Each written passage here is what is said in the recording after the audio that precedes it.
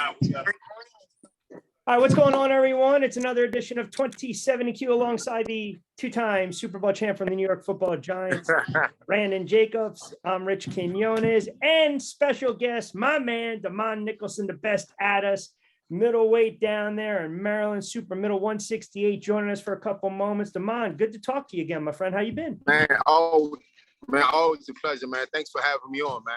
Thank you. You're all giddy now because you know you're talking to a two-time Super Bowl champ. Hey, man. Yeah. so look, Demond, the first question I got for you, man. The first question I have for you is stuff that's been bothering me as a boxing fan, right? As a boxing fan, as a person that's been in there, a person that managed fighters, a person that's really close to the business, right? What bothers me about, and I'm not sure how I feel, how you feel about it, but let me get your opinion on what's your take on Jake Paul, man? Like, what's your take on Jake Paul thinking he is a fighter versus, trying not to be he's not trying to be the best YouTube fighter. He's trying to be a fighter, but the interesting part to me is he's not calling out any natural boxers. He's calling out all these MMA strikes, supposed to be striking guys. He's not calling out like anybody big time. Right. My take on it, honestly, I can give you two sides.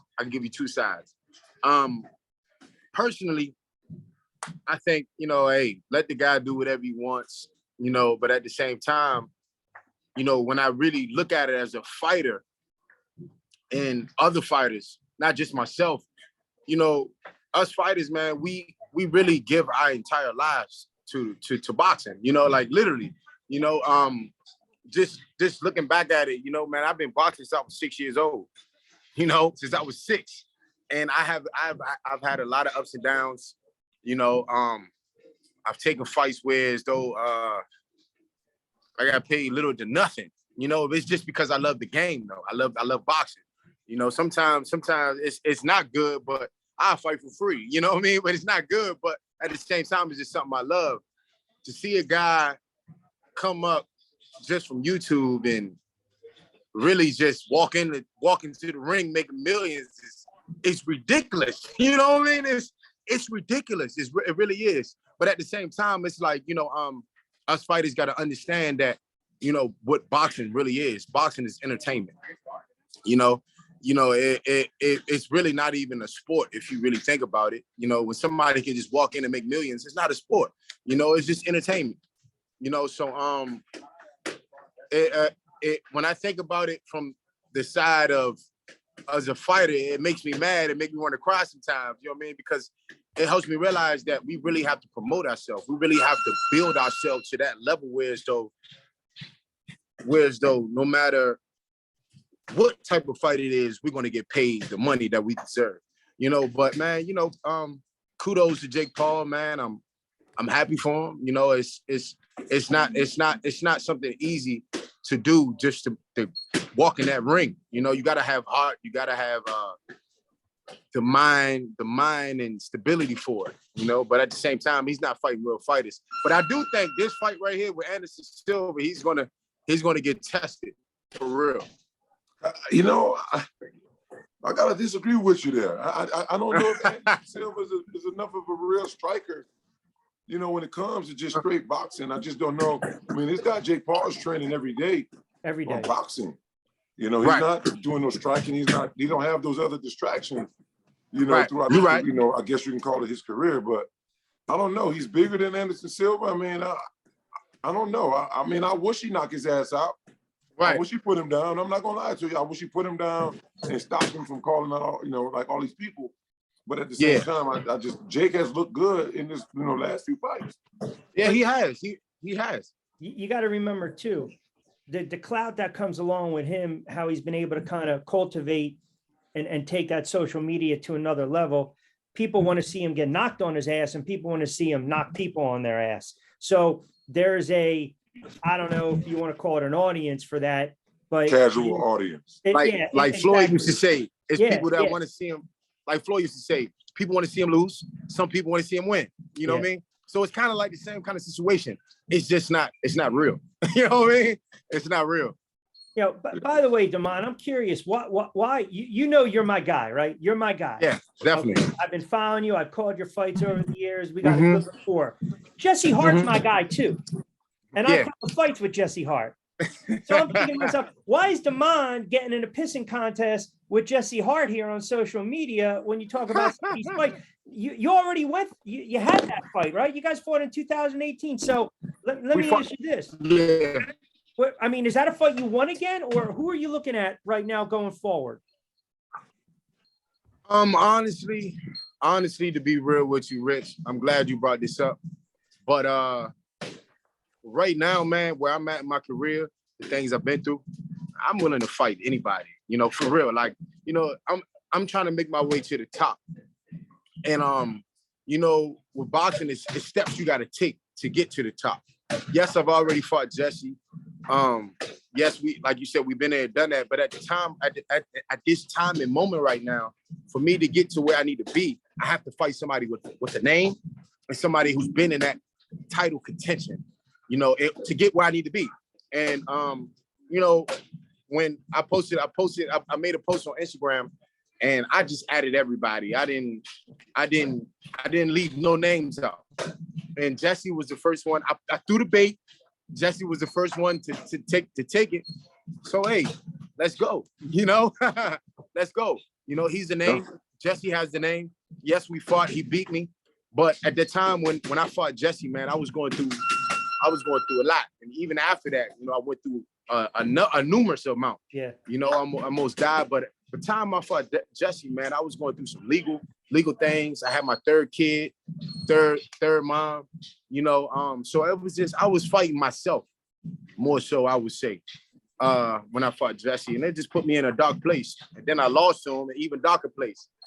You know, so I had to rearrange, you know, the people I was around, the gym, everything, you know. So now that I'm where I need to be mentally, physically, and spiritually, it's like, why not fight Jesse again? And I honestly, I'm sorry. Go ahead. I'm sorry. Honestly, I don't really gain nothing from fighting Jesse.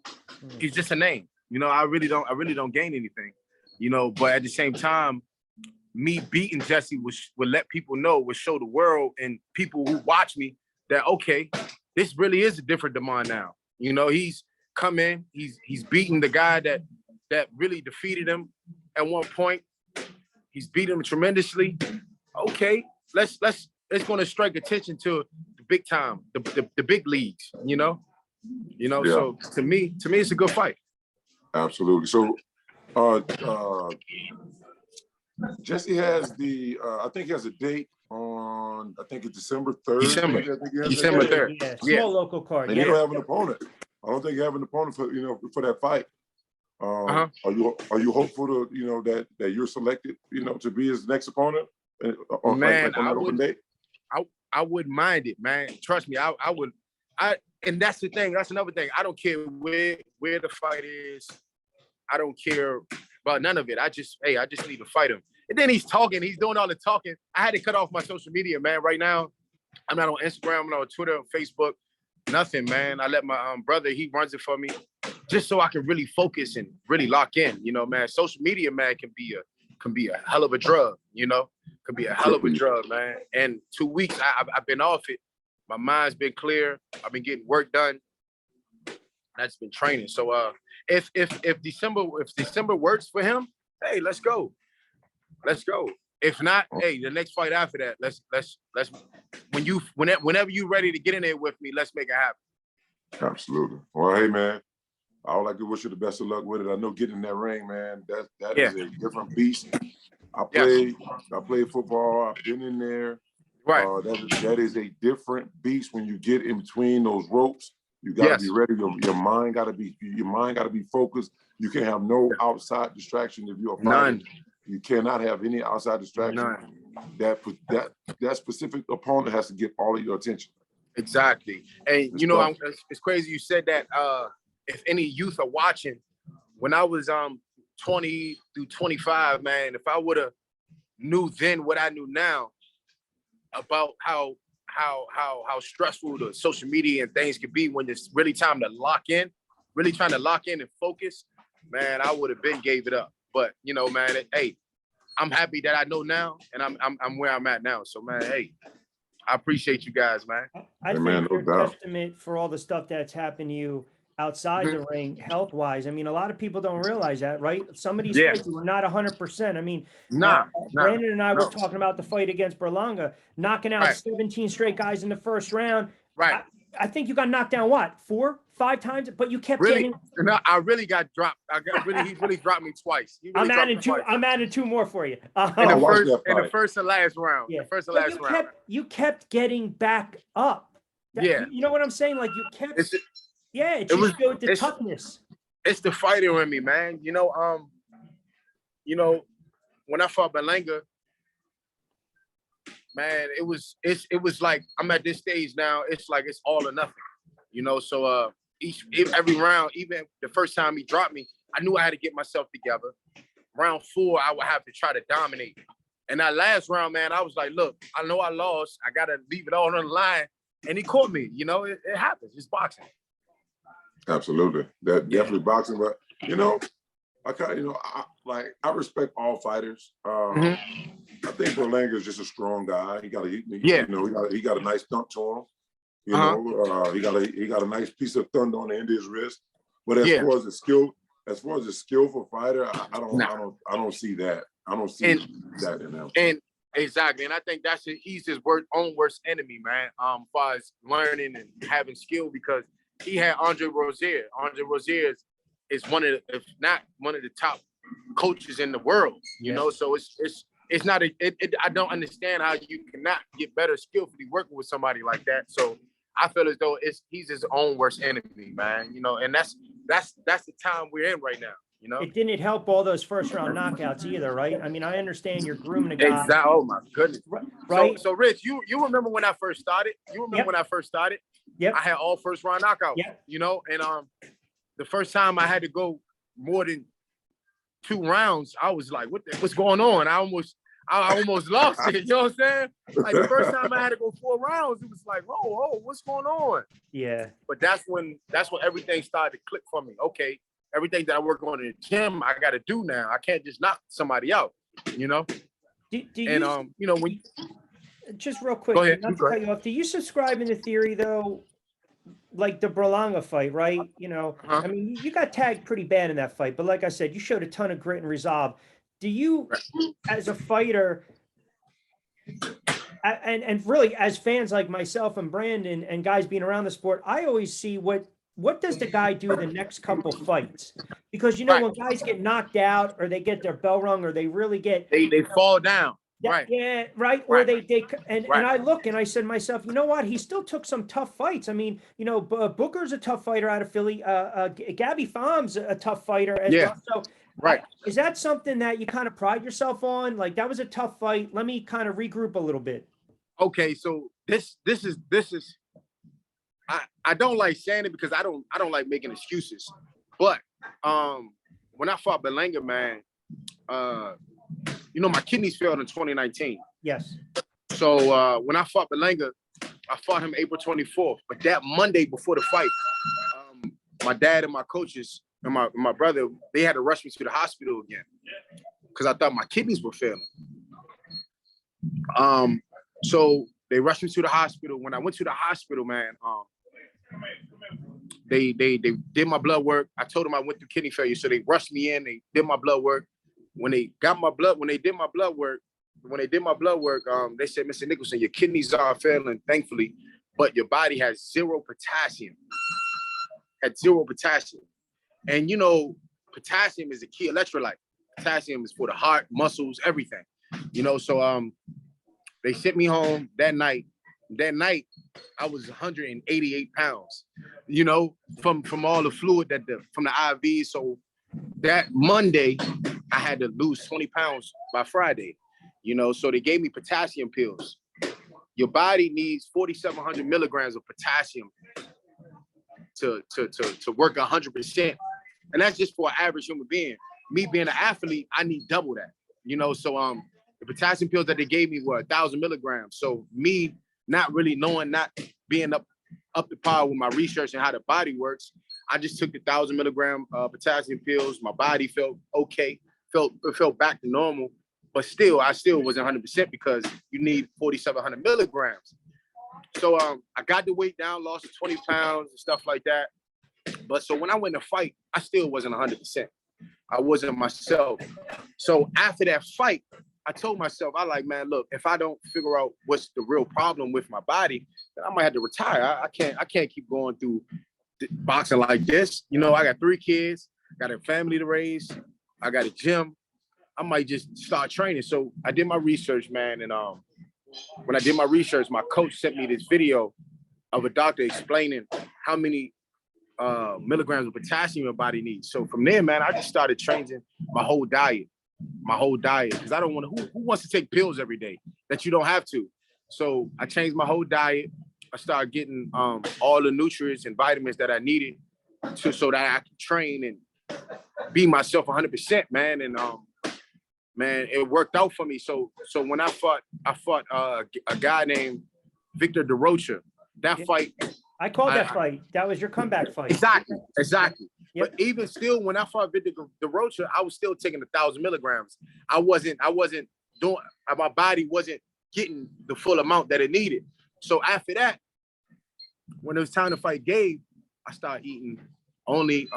I didn't become vegan. I was eating meat, but I was only eating fish and chicken, and I started eating salads every day, all day, every day, salad and smoothies, and my body just started feeling miraculous, man. When I was sparring, it was just like I felt like I was 20, 21, 22 years old again, you know. So when I got in them fights, man, when I fought Gabe, man, I was just, you know, I was ruthless. You know, I dropped him in the first round. Yep. You know, I thought I was about to get a first round stoppage again. You know what I mean? So, man, and then when I fought Christopher Brooker, I did what I had to do. You know what I mean? But it's just about my diet, man, and how I really structured my diet and structured my life after the Balanga fight. You know, I learned so much in that Balanga fight, preparing for it and getting ready for it, that, man, it benefited me. You know, sometimes you got to take losses in order to win, you know, and that was the case for me. That was the case for me. Yeah. Hey, man, well, hey, I hope you get the fight you're looking for. Yeah. I hope you win it. You know, to get you where you need to be, man. I want to see you prosper. I want to see you do great, man. So I wish you a ton of luck, man. Thank you, man. I appreciate it. Hey, D, before we let you get out of here, because we know you got to get training in. I know Brandon is a boxing head, man, and Brandon, like, I didn't know that, man, until a couple weeks ago. I seen him on Twitter. I was like, oh man. Listen, he knows his stuff, but he also likes to kind of ride me a little bit. So, and D, Demond, you know me for years. You know I'm feisty. Yeah. Like, I'll push back. Yes. So now that we have the fighter on right now, 2 things. What do you think is next for Canelo? Oh man, I don't know, man. I think Canelo has done everything that he needed to do as far as boxing wise. I mean, if he wants to keep fighting, I mean, why not? I mean, he should fight the best. You know, I mean, he's what, 32 years old? 32. I think he's afraid of the best, though. None of those guys want to fight Benavidez or Charlo. Like they skipping those guys for whatever reason, you know. I can't tell you why, but they are. Yeah. Right. So honestly, man, I think for real, man, I think Canelo should just retire. He's gonna make money for the rest of his life. Right. You know, I mean, retire. I mean, unless if you want to keep fighting, hey, go ahead. But who is there for him to fight? Yeah. If there's Benavidez is there for him to fight, he won't take that. it. Definitely. If he's gonna fight, I say fight Benavidez. Yep. After Benavidez, fight Charlo. Shut them up. You know what I'm saying? They talking too much. Shut them up. Yeah. You know, shut them up. All right, settle a bet now.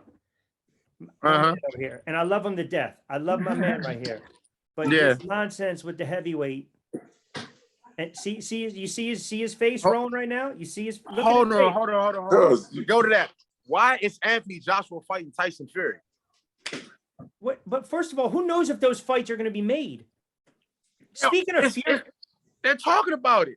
They talking about it. They got it out there. They got it on. Well, I guess, you know, when Fury, you know, when some people claim him the greatest heavyweight of all time, he should pretty much fight whoever is freaking next to him. Listen, this is why boxing is entertainment, man. That's it. It's entertainment, man. It's not how it used to be at all. Like that fight makes no sense to me at all, nope. Man. Like fight Usyk. Money grab. There you go. Now that is for sure. That's what it's all about, man. That's what it's all about. He wanted you to jump off the fence and say, Brandon thinks Tyson Fury is the greatest heavyweight of all time. That's what he wanted you to say. Because I believe he is. Because I'm looking at, I mean, everybody going to talk about the body of work. Yeah. He can't fight the same jokers Muhammad Ali fought. He can't fight all those guys back then. But I keep saying, with the physical makeup, none of those guys was his size. No physical makeup? Hold on, Rich. Yes. Hold on, Rich. None of those guys possesses the talent that this man has. Head movement, he can box, he can move, good feet, he can do it all, man. For his size. None of those guys back in the day had that type of ability. No. He's a big version of Muhammad Ali. And he was what, 6 foot, 6'1" at that? What was Muhammad Ali? 6'9". Muhammad Ali was 6'3". He was 6'3". Yeah, but Muhammad Ali 6'9". You're looking at Fury's physicality, man. That's what you would. No, hey, listen. But that's all you're looking at is the 6'9". He can, these other fighters can't help, but they were 6'3", 6'4", 6'5" against this guy. I refuse to put him because he's 6'9", a specimen, as the greatest heavyweight. Hey, hold on. I remember. Listen, when Tyson Fury beat Deontay Wilder the third time, I remember I posted. I said he is the greatest heavyweight ever. And I remember Rich was like, "Nah, no way." He will never give the man this thing. Is it because he got love handles? Like, what is it? He's 6'9", 280-something pounds. You guys are like elephants. You don't forget. You're like he can fight like a middleweight.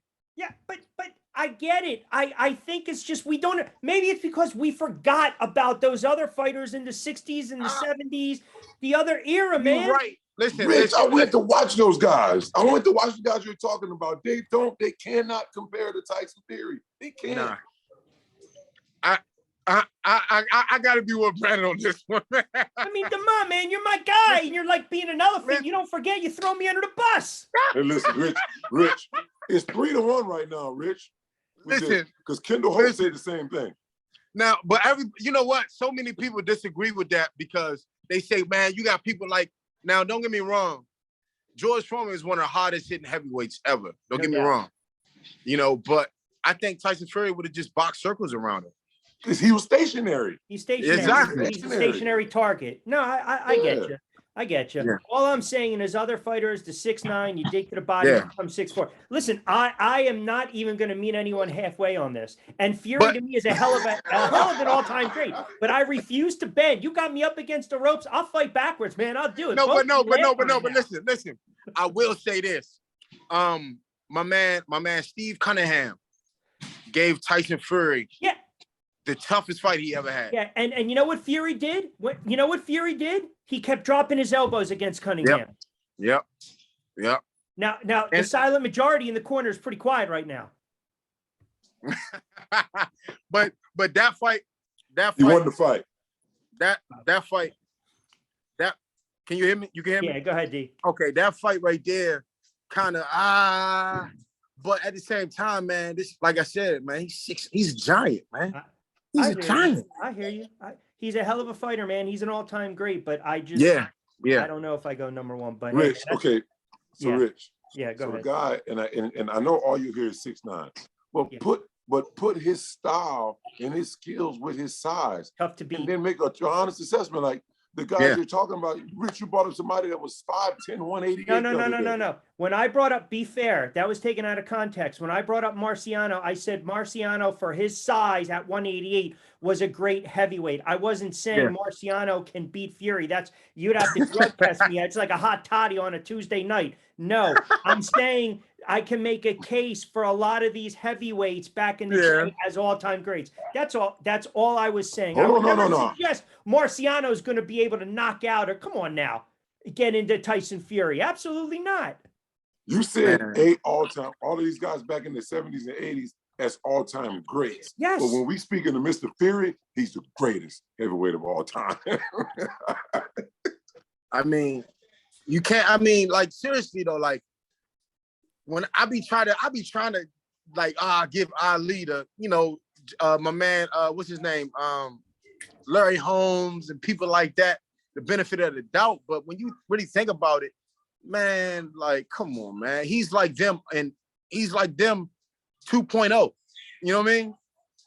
I agree, man. Listen, I appreciate. I know what you're saying, man. It's just if there was another 6'9" fighter right now that I can compare him to, but like I said, Ali, Frazier, Holmes, Foreman if he caught him, but stationary target. I know where you're going with it. I get it. He fought the only other guy that can come close to him in height 3 times and beat him twice. Three times for real. Yeah, okay. So 3 times for real. 3 times and beat him 3 times. Yeah. I always thought Wilder was a flawed heavyweight, though, man. I always believe if you just chop the lumber and go to the body. He's getting better, though. He's gotten better. I think he's going to do good the 15th. But, I mean, so far, 3 against 1, man. I'm all right with that. I'm down a couple rounds. Hey, you got to get another fighter in here, man. All right, Demond, man. We ain't going to hold you. But listen, you got an open invite anytime. Jump on 2070Q. I wish you the best of luck, brother. Definitely, man. I appreciate you guys, man. I hope everything is well, and blessings to you all, man. Talk to you soon. Man. Good luck to you, brother. Thank you, man. Thank you. Take care. Thank you. Take care. So yeah, listen, he's good backstory, and I like that too, man. Right? You're going to the body shots, and he's going to the head, and that's okay. I liked having him on because he's a historian like you are. And listen, the Marciano thing, can we just get it on the record? Was blown out of context. When we get Kendall on, I'm going to put him in his place too. No way Marciano beats Tyson Fury. Interesting thing with Nicholson, you can appreciate this, B. That fight against Balanga, I think he exposed him a little bit. And if anything, that you would think that would have made Berlanga a better fighter, but Berlanga is that classic case of a one-dimensional guy. He's going headhunting. That's why he had those 17 first-round knockouts in a row. Yeah, and I was glad that Demond was actually the first guy I actually got out the first round with him. I watched the fight, and he took him. I watched it. I was praying like, don't get knocked out, don't get knocked out, don't get knocked out. He got out the second, and he got out the third. Fought and boxed a little bit more, and then got caught later on in the fight. Kind of, with a hard shot, but I mean, he kept getting up and kept coming forward. Yeah, I think it was the fight prior to that. Berlanga fought Bellows, and I think got him out of there very late in that first round. But as you mentioned, it's that Tyson appeal early on in your career, where I'm just knocking guys left and right, and that's what Demond was doing. 22 knockouts in 31 career fights.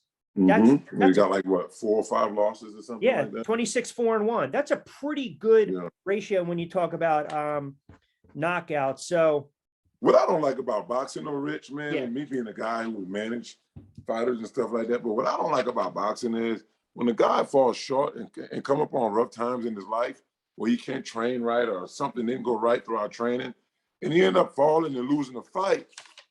And at the end, and don't get another opportunity like that. Like, I think boxing is too straightforward, and guys that got a couple losses should get opportunities. Manny Pacquiao got opportunity after opportunity. He got his ass knocked out. He got beaten, and he kept getting opportunities. So boxing should be a little bit more easy on these guys, man. But doesn't that have a lot to do with the promoters as well? You sign these guys, they win 4 or 5 in a row. Think about some of these fighters of the years, especially with Top Rank. They get knocked out. You don't hear from them again. They get cut loose. I mean, I just don't understand. I just don't understand why. I don't understand why. You got to give me, I think you got to give these guys, a lot of opportunity to go in and fight. I believe it. I mean, just because, look at the NFL, right? Giants got their ass kicked last night by Dallas, but they're going to show up on Sunday and play Chicago. They don't get taken off the schedule. I know it's a different sport, but doesn't mean anything because you lose to a guy that you're on the shelf and you can't continue to fight. I just in a big time fight. I don't like that part about it. Yeah, I understand what you're saying. I can appreciate the analogy. I think it's a little more apples to oranges, not apples to apples, right? Because at the end of the day, you still got to field the team no matter what. In boxing, though, think about some of these guys that have been cut loose or it just didn't pan out with their promotional contracts. I mean, I call the fights, a lot of fights with Willie Monroe, you know, good looking middleweight contender, 168. You know, he's fought a who's who.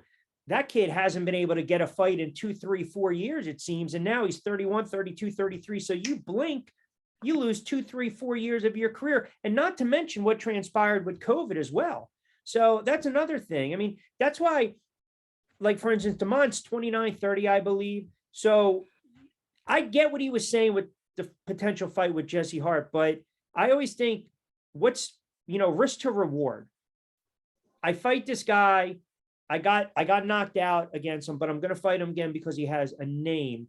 Or do I want to fight him, try to beat him because he has a name? And then hopefully that can springboard me into another fight, say against, you know, a Plant or a Boo Boo or, you know, one of these guys. So that's tough, man.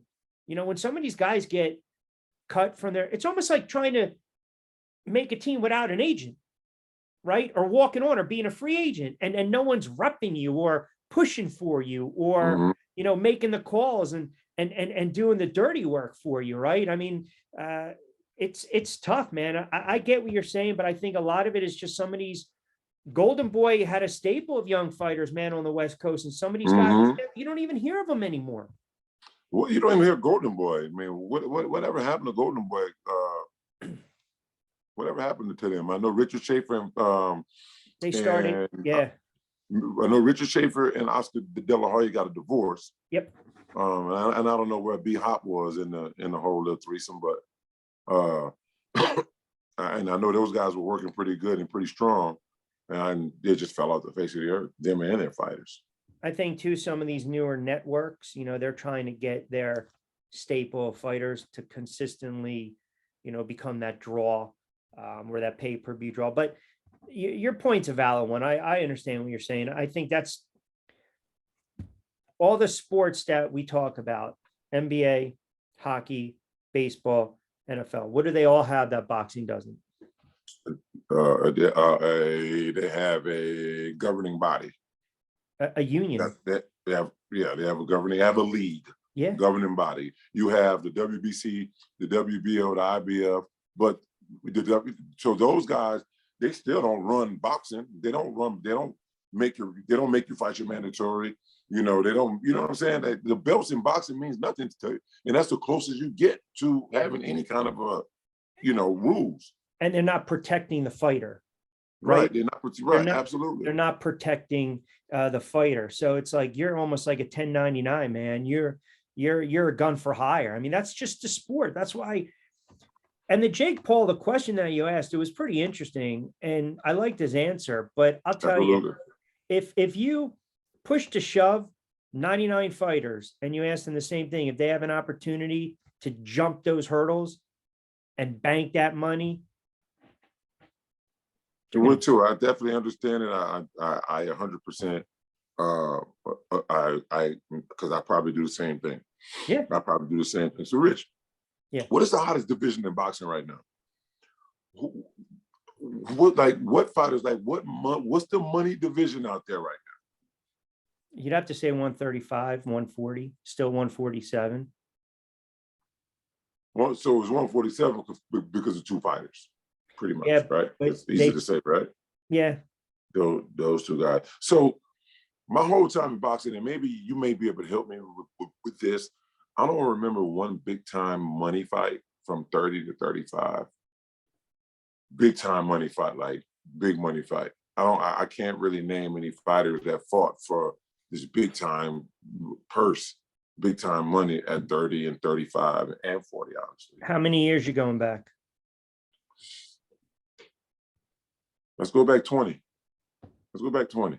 So we'll say, what's it, 2000? So we'll say late 1990s, early 2000s. So I'm gonna go back to 2005, actually, when Floyd Mayweather fought. Well, there you go. That's the conversation ends right there. Floyd fought Ansel Gotti in Atlantic City in 2005, and destroyed him. That was at 140, wasn't it? Yeah. That was at 140. Ward, Gotti, Floyd, De La Hoya, you know, you can just keep going through, you know, Corrales, you know, those fights. What, I guess, are you saying 135 is not exciting, which? No, I'm not saying that, but people want to keep pushing these guys to fight at 135 because they want to see the fight, right? But Yes, for the business side of it, for me, I'm always erring on the business side of boxing now. It's not that I'm not competitive. It's just that the big fights nowadays, the bigger fights are made at 140. And these guys are still young. By the time they get to 140, that purse will be huge. It'll be huge. I mean, it'll be crazy big, right? Now, will the air be going out of the fight and people don't want to see it? That's not true. Because people say the same thing. Oh, I don't want to see Florida Manny now. I should have saw that years ago. I don't want to see him now. And look what type of numbers they did. yeah. You know, so I think all the big fights for me has been made at 140, at 147. I would agree to that. And then if you go back even further, you think about the middleweights, think about some of the cruisers and then the heavies. I mean, you know, all the years, even when Saad Muhammad, the Qawi's of the world, and then, you know, we started to get a little more into the heavyweights. It's a good point you bring up. But see, I'm thinking as a fan, you're thinking from the business standpoint of it. Yeah. Because if I'm Shakur Stevens, you know, manager, I'm like, dude, go up to 40 and fight the bottom tier 40 guys and make some good change and let them come to see you in the next year or so when they can no longer make 35. That way you can make 35, you're fighting at 40, you're strong, you're big, you're comfortable during the fight. You know, you've already been fighting bigger guys because you fought the guys who's ranked like 8, 9, 10. Yeah. You fought those guys. Now they're coming up to the bigger weight class. Well, you've been for the last year and a half, you know, where you fought. So then you fight these guys, you know, at 40, 47 and make the money. So you want to see Shakur and Haney, Davis, Kambosos, Garcia, Rivera, Lomachenko. Those are, to me, I think those are draws. As a fan, yes. Right. As a fan, yes. But as a what I'm saying is, I couldn't disagree if Shakur Stevenson's team agreed with me and took him up there. I wouldn't call him out his name. I wouldn't call him a punk.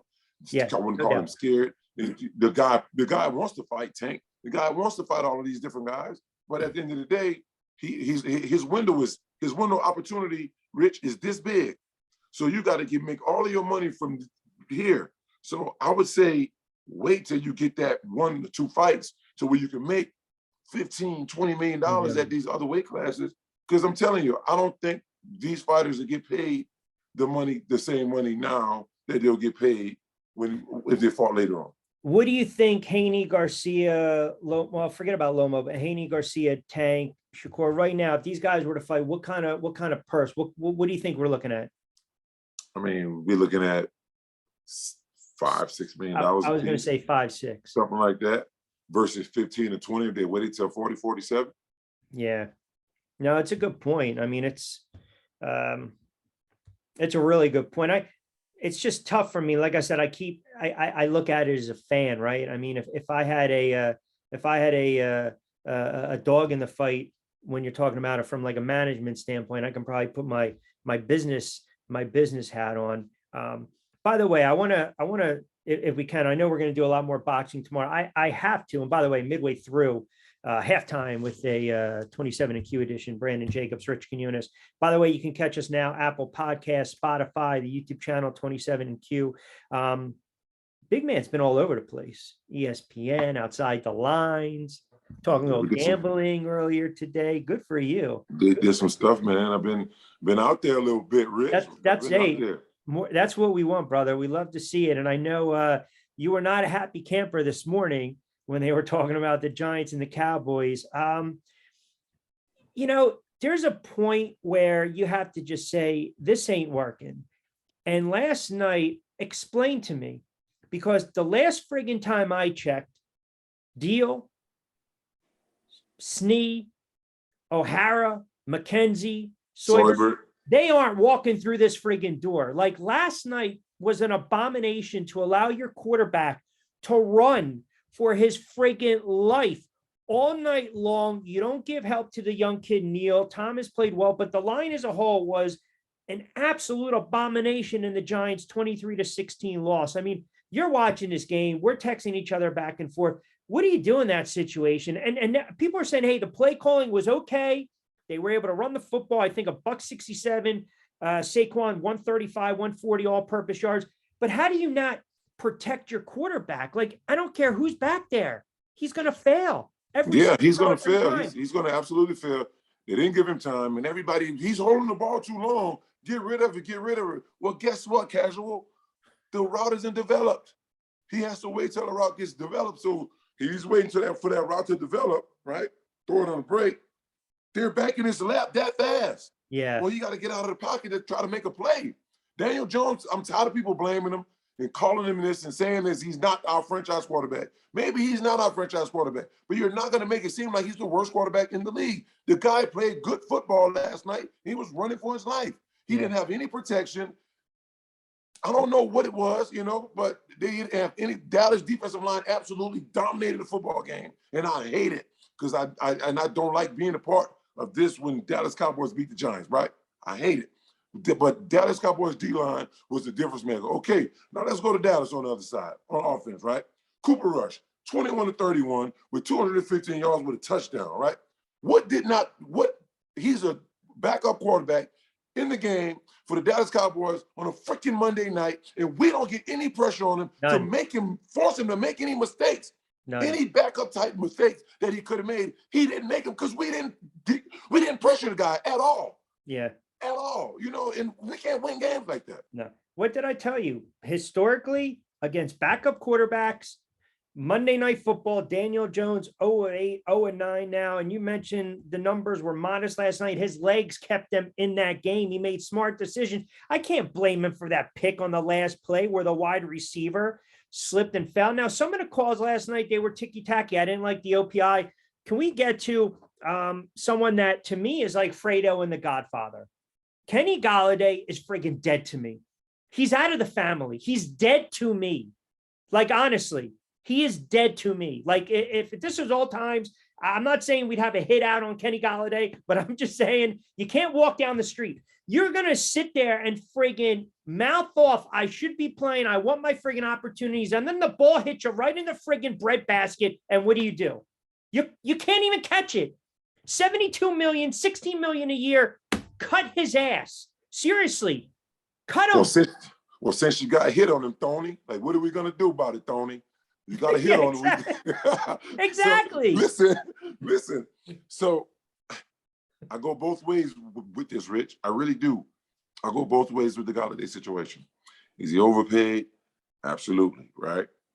But at the end of the day, the contract was signed. He agreed to it. The Giants agreed to it, right? So they have to hold that. They got to honor that contract until they're ready to cut him or get something for him. Who's going to take over Kenny Galladay's contract Slayton. at that number? Why'd you bring back Slayton? Why'd you bring back Slayton, who's just sitting there as a body? Seriously, Tony's not healthy. You're throwing a Richie James, who's played well. This kid's his opportunities in Sills, and they got the connection with Jones. You got Slayton there, and then horrible last night. I watched Sterling Shepard since he came into this league. All the kid does is play hard, never complains, is a leader, is a veteran, a humble kid, and he's battled injuries. And then just on a non-contact play because of the friggin' turf at the stadium that you played in, the friggin' turf pretty much is probably going to end this kid's career. And then Golladay, who's got all the opportunities in the world, goes out there like a dog. I'm sorry, if you're the Giants, if you're Dable, you know what you do? You make him inactive on Sunday against the Bears.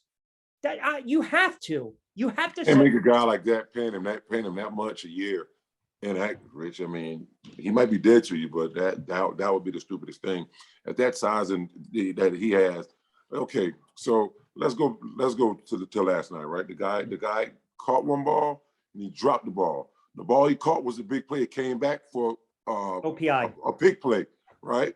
Yeah. That came back. That was a huge play for us. We got first down while we're going on to try to capture the lead again, right?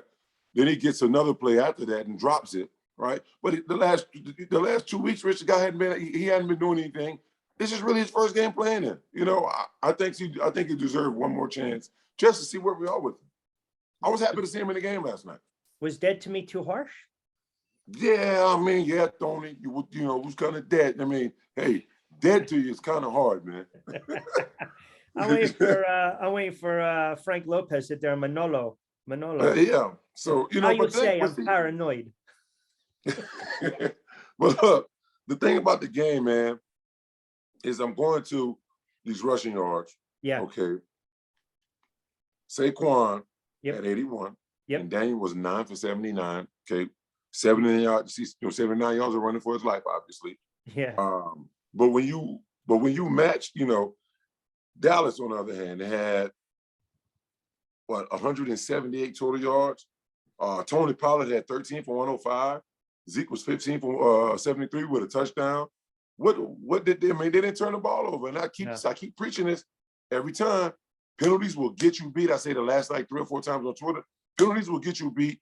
Penalties will get you beat. You cannot outplay a penalty. Yeah. Won't happen. You will never get those yards back, right? So unless it's the same drive, but you cannot shoot yourself in the foot, turn the football over, and kill yourself with penalties. You just can't. Yeah, and then Peters was in there and had the big play where he opened up the seam for Pollard. And you're right. I mean, listen, they're a 2.5, 3-point favorite against the Bears. If you told me after 4 games, the Giants were 2-2 and 3-1, would you sign up for it? I would say absolutely. Last night was just unfortunate because it's a trend. Like, they still have not fixed. I don't understand how you don't fix an offensive line in the NFL, not a year or 2, but now we're talking 5, 6, 7 years.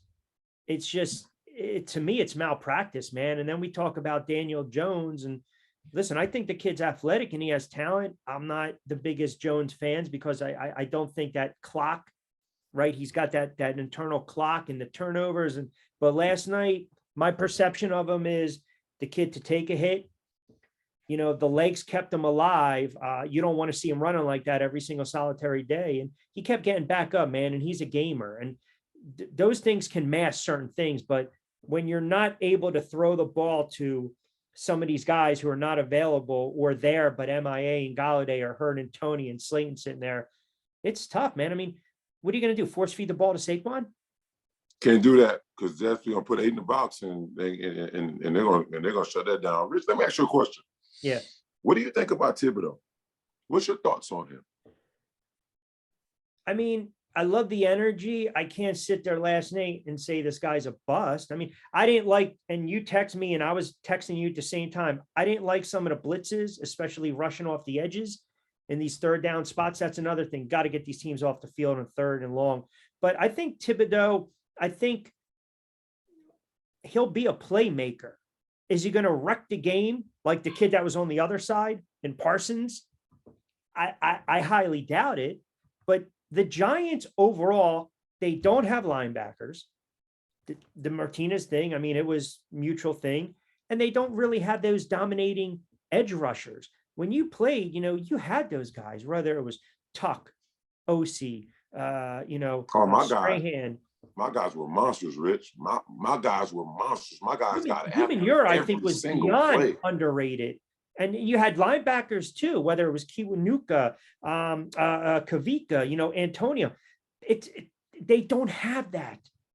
Thibodeau, to me, I think the kid's going to be a player. I think they have to scheme around him, if that makes sense. Like, I think if they're going to have this guy kind of let him loose, then you got to let him loose at the right time. The problem is you saw a little bit, you jump a little bit, no gap discipline, or the linebackers, they don't really keep the back coming out of the backfield and they're able to pick up a couple plays, too many broken plays. Overall, the Giants just don't have a pass rush. And when you have a lead in the 4th quarter, man, if you can't get to the quarterback, guess what? You're going to lose a lot of games. You're going to lose a lot of games, man.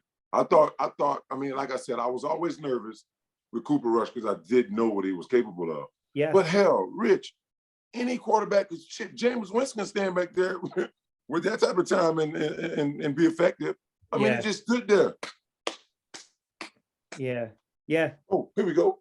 Yeah. I mean, you got to get to the queue, man. You got to get to him. And the problem too is when that line's collapsing, your quarterback, you can't have this kid drop back 4, 5, 6, 7 step drop. You just can't. Every play, he was under duress. And then you look at Rush, you said it this morning. He was baking a cake and he had time to knit a sweater. Yeah, he knitted a whole damn blanket back there, man. It was crazy. It was just it's so discouraging to watch it, man. Like, come on, get after this guy. Man, my guys, quarterback drop back was like that. I don't give a damn what team we played against. I don't care how great the offensive line was against my team. Michael Strahan, O.C. Umenyiora, Justin Tuck, Big Fred Robbins, Barry Cofield, like Justin Tuck, like all of these guys, they were getting after the quarterback in the pass. They were getting after the running back in the run. Yeah. My guys that played with me were every down defensive lineman, and they got after it every play. Yeah, and JPP, another player, man, impact. JPP, the second Super Bowl, got after it. Ever since JPP came in our locker room and played in there with OC and Tuck, learning from those guys, JPP been a stud ever since. Stud ever since. The guy has 9 lives. He got in a car accident and almost killed himself, blew his damn hand up, and he's still playing right now. You know? I was surprised it took so long for him to sign a deal, sign with the Ravens. So he'll be a nice little third down, maybe pass rush specialist, about 20 sacks over the last 3 years. And then we mentioned before with Tampa Bay. Real quick, and I know we got to start wrapping up. Dable last night, I was a little surprised. He elected to go for that 4th down, give him a shot prior to the half. They missed a field goal, but also I was very shocked he didn't challenge that one play. You know, I thought maybe when Dallas converted that 4th down, it looked really, really close. Oh, that was a terrible spot. 4th and 4, 4th and 5. Yeah, he should. Yeah, he should have challenged that one because I think we'd have won it. I think so too. Yeah, that was like the spot against the Eagles on Monday Night Football, right? Yeah, I definitely think we'd have won that. Yeah. Was that Sunday Night Football when the referee picked up the ball and moved it against the Eagles? It was a Monday nighter. It was a Monday night game. That was a Monday night game. That caused so many problems, man.